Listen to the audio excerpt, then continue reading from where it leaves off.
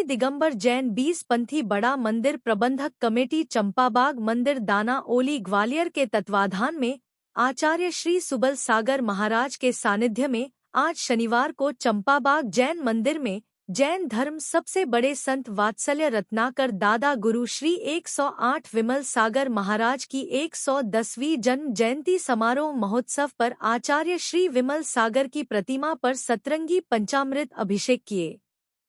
जैन समाज के प्रवक्ता सचिन जैन ने बताया कि आचार्य श्री सुबल सागर महाराज के सानिध्य में चंपाबाग समिति के पदाधिकारी और जैन समाज के लोगों ने पीले वस्त्र धारण कर पंचामृत अभिषेक में प्रथम कलशों से जल, सुगंधित जल, दही, इच्छुक रस, अनार, केशर, दूध, दही, चंदन का लेप, सर्व औषधिक, नारियल पानी, पाइनपाल, घी, बूरा, गुलाब के फूल से पुष्पवर्षा आदि से सतरंगी पंचामृत अभिषेक भक्ति भाव के साथ किया।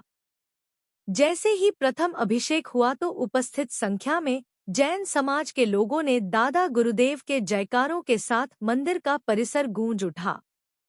आचार्य श्री विमल सागर की प्रतिमा पर शांतिधारा आचार्य श्री के मुख्य बिंद मंत्रों से दिलीप खापर और निखिल गोधा परिवार ने की।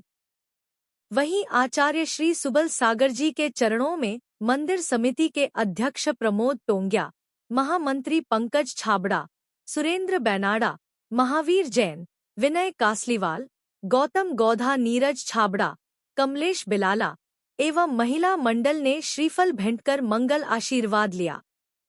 आचार्य श्री सुबल सागर महाराज ने अपनी अमृतमय वाणी में धर्मसभा को संबोधित करते हुए कहा कि साधुओं का मानव जाति पर बहुत बड़ा उपकार है। संतों की श्रृंखला में वात्सल्य रत्नाकर आचार्य श्री विमल सागर जी महाराज हुए, जिनका पूरे देश में जैन समाज 110वीं जन्मजयंती वर्ष माना रही है। वे सहज सरल संत थे। वे जनवरी से जनवरी के संत थे। आत्म कल्याण के साथ साथ अनवरत दूसरों के कल्याण और पीड़ा हरने में कुशलता रखते थे। उनके त्याग, तपस्या, करुणा, वात्सल्य से अनेकों दुखियों के दुख दूर हुए। उनका ध्यान साधना लोगों के लिए विस्मयकारी था। आज हमें आवश्यकता है उनके बताए हुए सद्मार्ग पर चलने की। उनकी प्रेरणा से अनेक लोक कल्याणकारी कार्य हुए जो उन्हें हमेशा जीवंत बनाए रखे।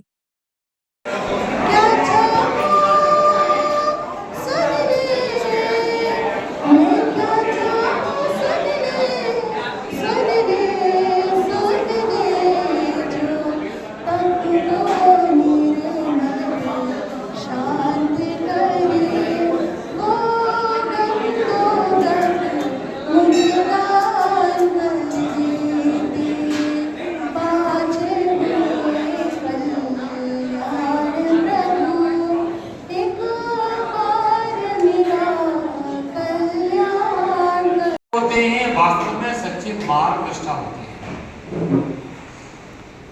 जिसने अपने जीवन में गुरुओं के अनुसार जीवन चलना सीख लिया, जैसा गुरु कहते हैं वैसा ही कोई अपना जीवन में चलता है तो निश्चित रूप से वह ऊंचाइयों को छूता है। चाहे वह मार्ग गृहस्थ का हो, चाहे मार्ग साधु धर्म का हो, दोनों ही धर्म पर चलने का गुरु उपदेश देते हैं। जिसकी शक्ति सामर्थ्य होती है मोक्ष मार्ग पर चलने के लिए, मुनि मार्ग पर चलने के लिए उसे मुनि मार्ग का उपदेश दिया जाता है। जिसकी सामर्थ्य मुनि मार्ग पर चलने के लिए नहीं होती है वह मुनि मार्ग पर न चलते श्रावक मार्ग पर चलता है, उसको श्रावक धर्म के पालन का उपदेश दिया जाता है। दोनों ही मोक्ष मार्गी हैं। श्रावक भी मोक्ष मार्गी है और मुनिराज भी मोक्ष मार्गी है। बस इतना मानना चाहिए, एक मार्ग परंपरा से मोक्ष का मार्ग है, एक साक्षात मोक्ष का मार्ग है। आचार्य विमल सागर जी महाराज ने बहुत सारे लोगों को मोक्ष मार्ग पर लगाया। आचार्य विमल सागर महाराज वात्सल्य रत्नाकर के नाम से संसार में विख्यात है। वात्सल्य रत्नाकर के नाम से कहीं भी चले जाएं, हिंदुस्तान के किसी भी कोने पर सब लोग वात्सल रत्नाकर के नाम से अक्सर विमल सगती महाराज को जानते हैं। आज बच्चा बच्चा उनका नाम वात्सल रत्नाकर के नाम से जानता है। उनका वात्सल